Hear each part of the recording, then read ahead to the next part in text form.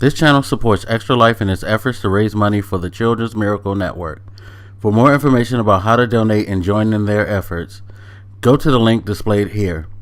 Extra Life. Play games, heal kids.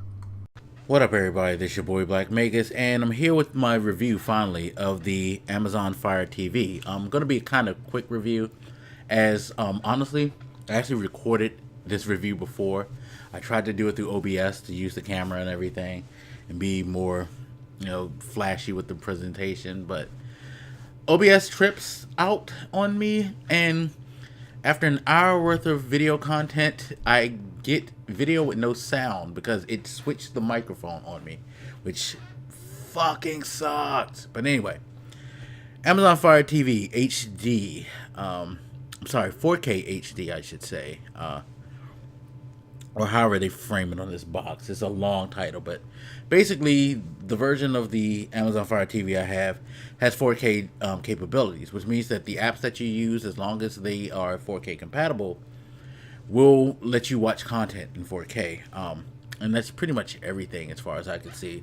In particular, things that most of us will use frequently when it comes to streaming media, such as Hulu, Netflix, PlayStation View, oddly enough, does it, but it is able to convert your footage into a 4K signal, which is very, very good. If you have a 4K TV, definitely is worth it. It comes with a voice-enabled remote, which uses Amazon's. Her name is Alexa. I can't say the name loud because she would be responding right now, as I have another Echo device that would go off if I said it. But you can utilize that. You can use it the same way you would use any Echo device, which means that you can place orders through it. You can, as well as change channels, access different applications on the device and what have you. So that's very, very handy. You just basically press the button on the remote control, hold it down, and then say the name and give your request, and it responds after you let go of the button, which is really good because it keeps you from randomly just saying the name and having it respond to you. You have to hold down that button on the remote control to enable it. The remote control is pretty cool. They have standard play, rewind, forward, go home, go back, and menu button on there, as well as a circular control system that lets you do the same thing, kind of like most modern remote controls these days, where there's not necessarily an up and down channel button anymore, or anything like that. It's like a hybrid DVD player type thing, but it's cool. It's really responsive. It works very well.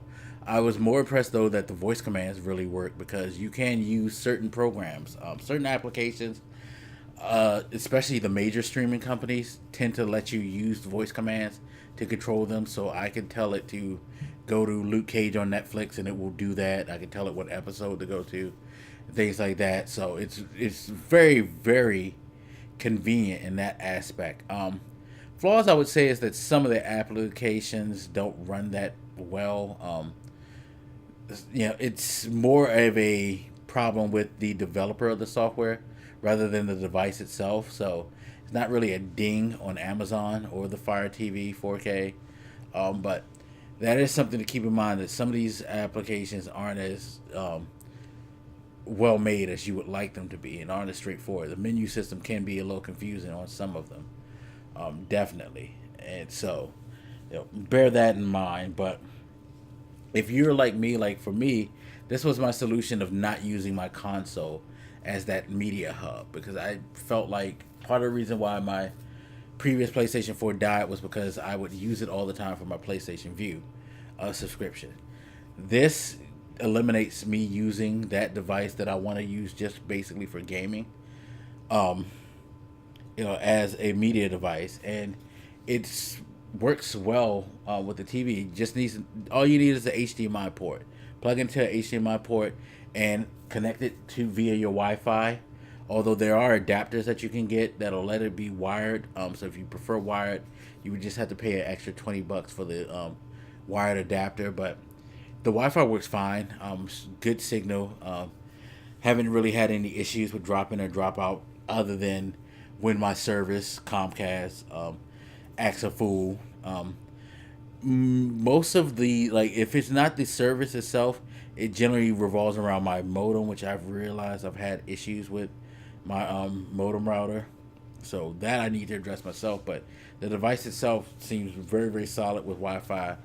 Streaming is smooth. Watching 4K content on it, like I use Netflix, and I do have their like Ultra subscription, the $14 subscription that allows 4K content, and stuff like Stranger Things and other shows look ridiculous on a 4K TV. Of course, if you don't have a 4K TV, it still looks really, really good, really crisp, clean. But I did have a regular 1080p TV before. I got my before when I first got my Fire TV, I had a regular HD TV, and then I upgraded somewhere along the line to a 4K. So I've seen the best of both worlds, so to speak, and it's great on both. So don't feel like you would be wasting your money buying this, because it's not worth it if you don't have 4K in your life. But very, very solid. Definitely looking. I'm definitely not looking at, I should say, upgrading anytime soon, because if you know, Amazon came out with the Fire TV Cube, which is kind of like a hybrid between their other Echo devices and the Fire TV.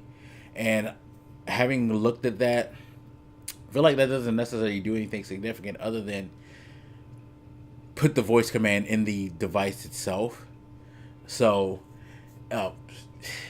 while that's not expensive itself, the Fire TV is only $69.99. It's worth the money, and it's probably a lot more convenient. But I'll get into that in another video that I'll be redoing because of OBS. Thank you, OBS, for being a troll. Anyway, as always, feel free to hit me up. Let me know what you think, and I'll holler at you later. This your boy Blak Magus, and I'm out. Deuces.